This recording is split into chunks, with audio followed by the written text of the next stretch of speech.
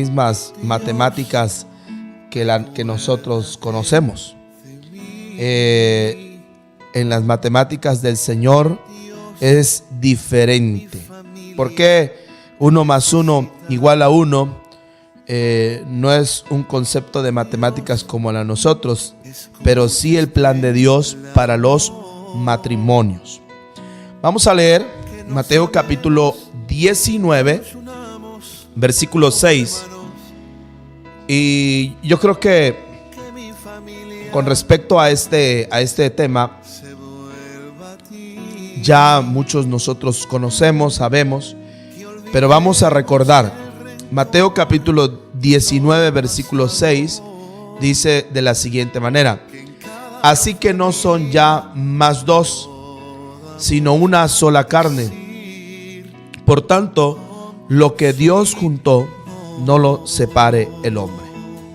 Génesis capítulo 2, versículo 24 dice: por tanto dejará el hombre a su padre y a su madre, y se unirá a su mujer, y serán una sola carne. Cuando hablamos con respecto a el primer punto que acabamos de leer, por tanto dejará el hombre a su padre y a su madre, y se unirá a su mujer, y serán una sola carne. La palabra se unirá a su mujer, ese es número uno. Se unirá a su mujer significa permanencia. El hombre tiene que permanecer al lado de su esposa, y la mujer también tiene que permanecer al lado de su esposo, en las buenas y en las malas. Ahora, vamos a ver cuando dice dejará y se unirá. ¿Qué significa la palabra dejará y se unirá? Quiere decir cortar y atar. En el hebreo idioma fue escrito originalmente Génesis, la palabra equivalente a unirse, que quiere decir adherirse, apegarse, ser pegado con goma a una persona.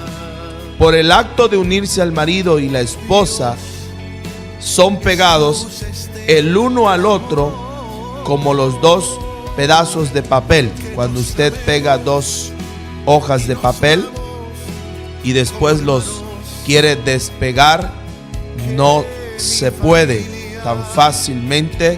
Se va a romper una u otra hoja, y entonces va a haber una ruptura ahí, y eso pasa también en el matrimonio. Ahora bien, ¿cuál es el problema hoy en día que existe en muchísimos matrimonios? Es que muchos se casan pensando que si no funciona el matrimonio o no funciona en la unión libre, por eso muchos también no se casan. Si no funciona, ¿qué están pensando? Ese es el problema de la ideología del ser humano en la actualidad. Sacamos conclusiones humanas de nuestra propia sabiduría, y la sabiduría humana no sirve para nada. Lo que sirve es la sabiduría de Dios.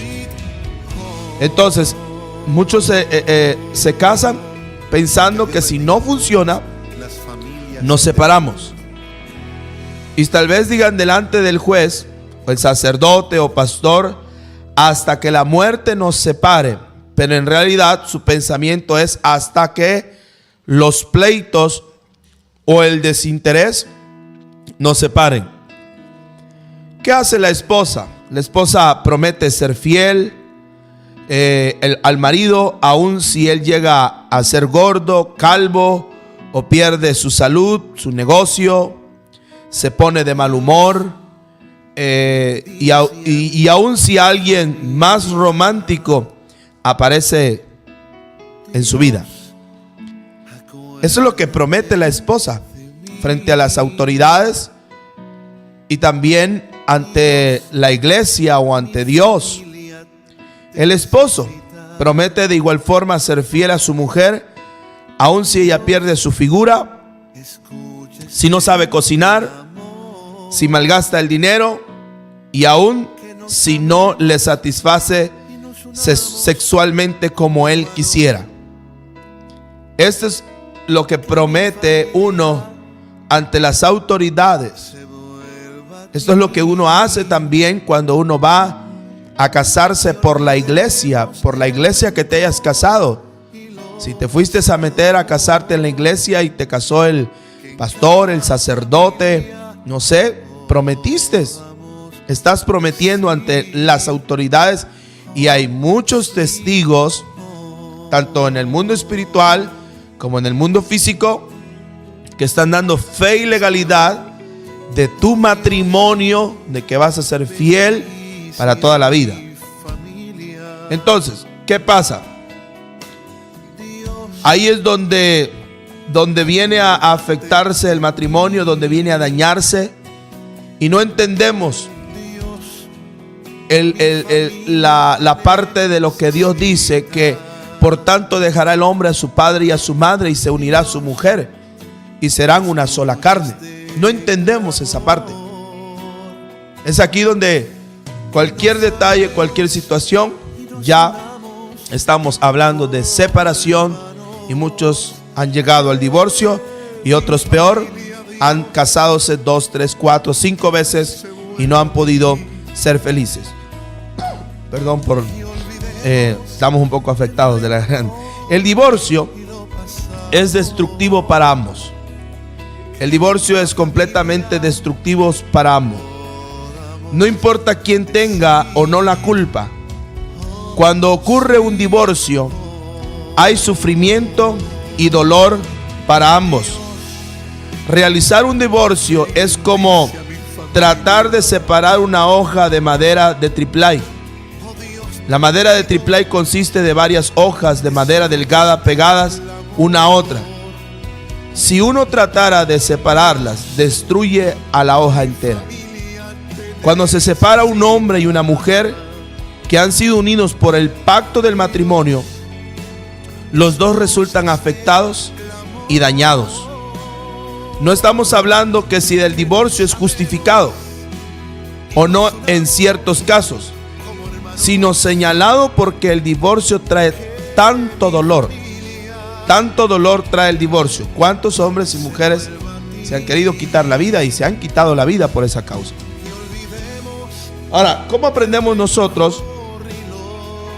¿Cómo vamos a aprender nosotros más adelante en otra lección acerca del amor sexual y romántico, cómo debe de florecer más adelante? Número 2, la Biblia dice, serán una sola carne. Cuando hablamos de que serán una sola carne, estamos hablando de unidad. ¿Cómo debe de estar el matrimonio? Unidad. Una sola carne incluye también la relación sexual. No vas a ir a tener relaciones sexuales con otra mujer o con otro hombre. Estamos hablando de que es unidad y hablamos también de la relación sexual. Pero ¿cómo vamos a tocar este punto aparte? Vamos a dejarlo ahí en lo que es la relación sexual. Entonces, la unidad matrimonial consiste en la intimidad, número 1, mental, emocional, espiritual y física. Vuelvo a repetir, la unidad matrimonial consiste en la intimidad y esto conlleva 4 elementos: mental, emocional, espiritual y física.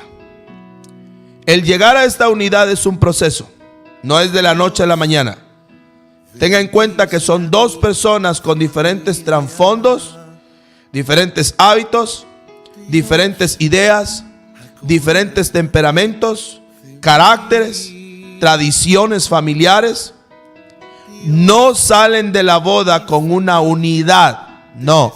Después de que se casaron no van a salir con una unidad, ya una perfección, no.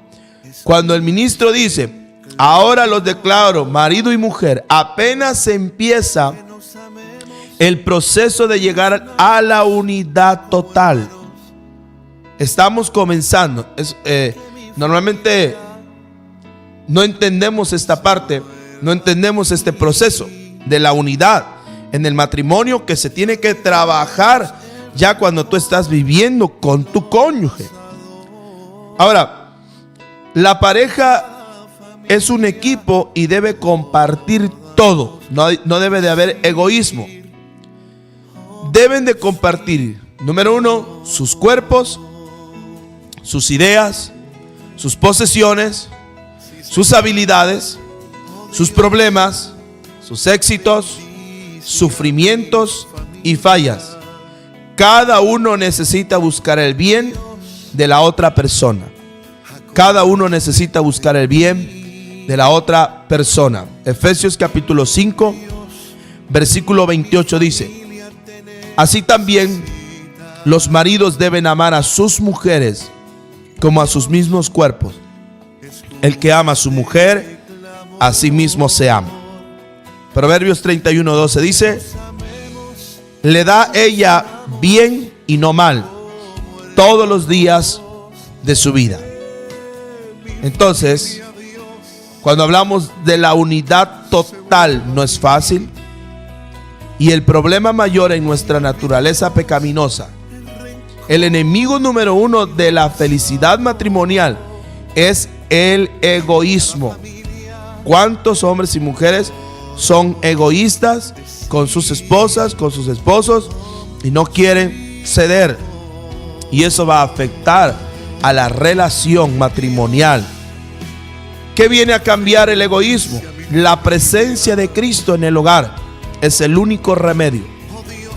Él nos da la capacidad de pensar en el bien de nuestro cónyuge antes que en el nuestro. Antes de que tú pienses en tu bienestar como hombre, como mujer, tienes que pensar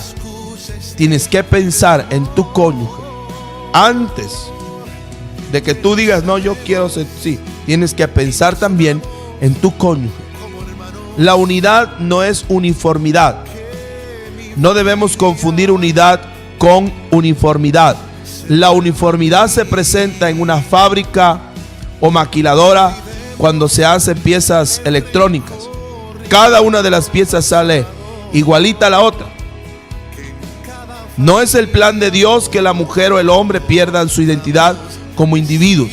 La unidad matrimonial existe cuando dos personas voluntariamente se entregan el uno al otro para armonizarse y complementarse.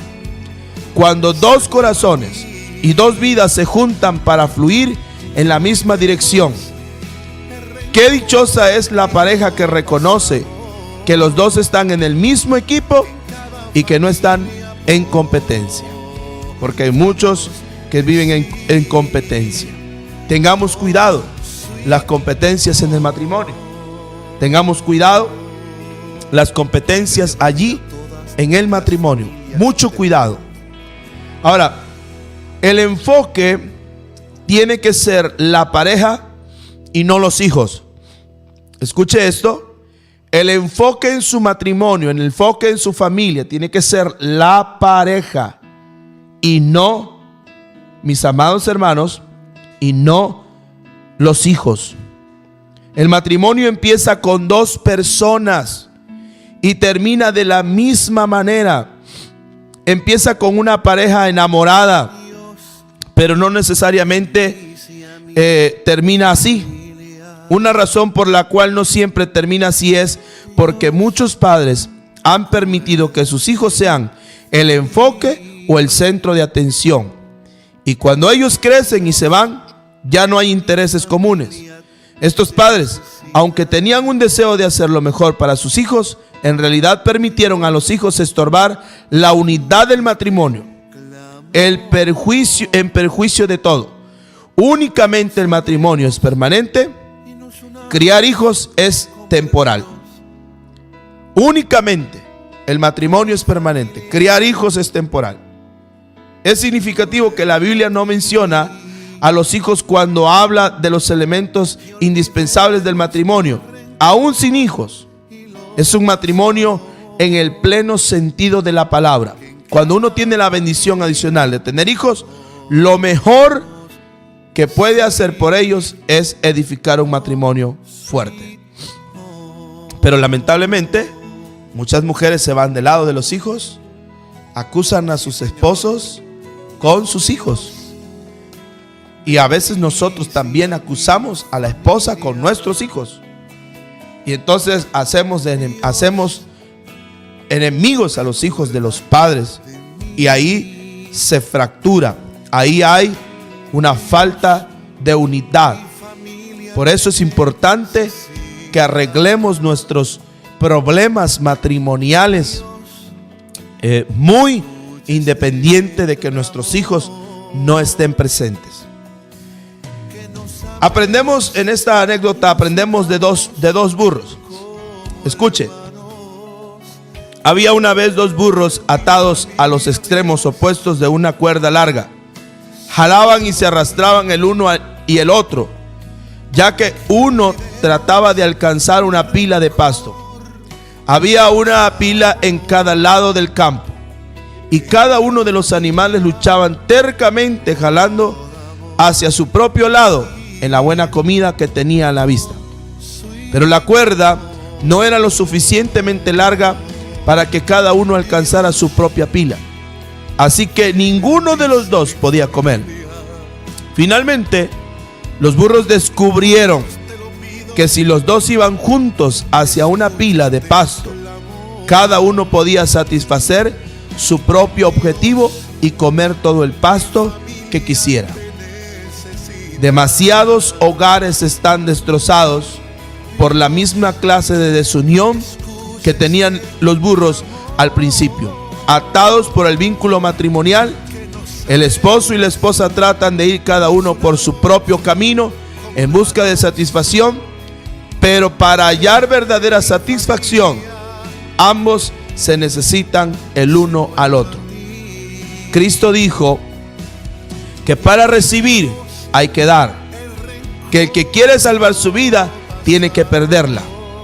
Cuando los dos, el hombre y la mujer, están dispuestos a sacrificar algo de su individualismo por el bien del matrimonio, los dos ganan y experimentan una unidad hermosa.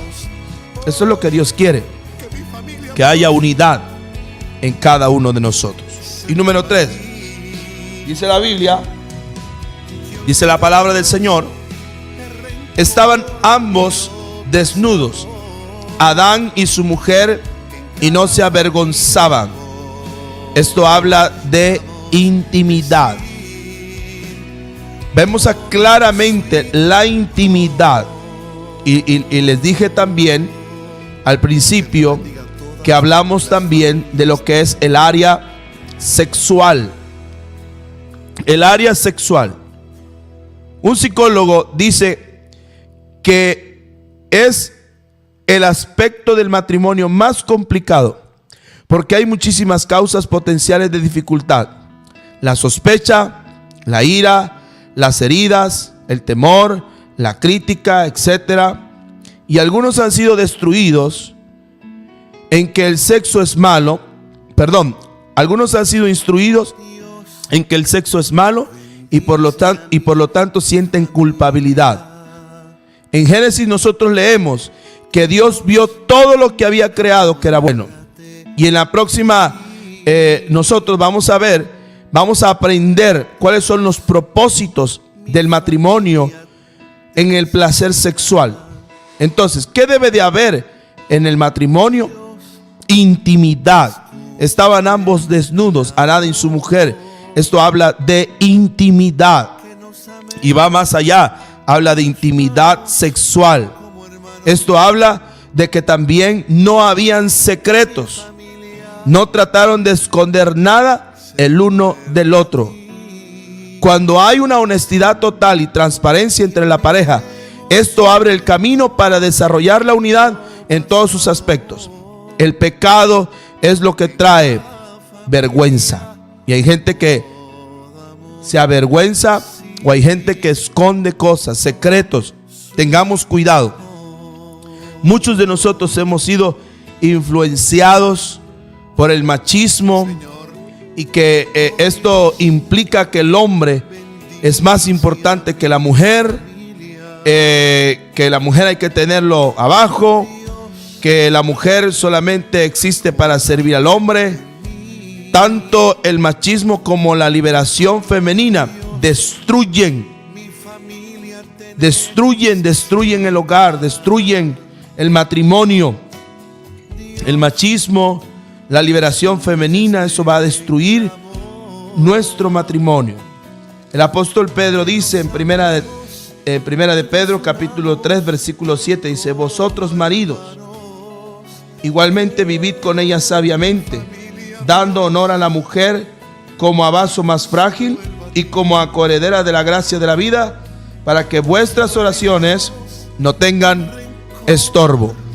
Entonces, qué importante es que en el matrimonio haya unidad, que en el matrimonio estemos bien unidos, que tus hijos no te separen de la unidad de tu matrimonio. Busca la unidad, ponte de acuerdo con tu cónyuge y vas a poder salir adelante. Comparte. Si algo está pasando en tu vida y ya cometiste un error de faltarle a tu marido, de faltarle a tu mujer, es tiempo de recapacitar, de reconocer nuestros errores y hacer un lado aquello que te está estorbando y que va tu matrimonio a destruirse, a acabarse. Este es el momento de que tú recapacites y te unas a tu mujer como nunca antes, y te unas a tu marido como nunca antes, para que ese matrimonio no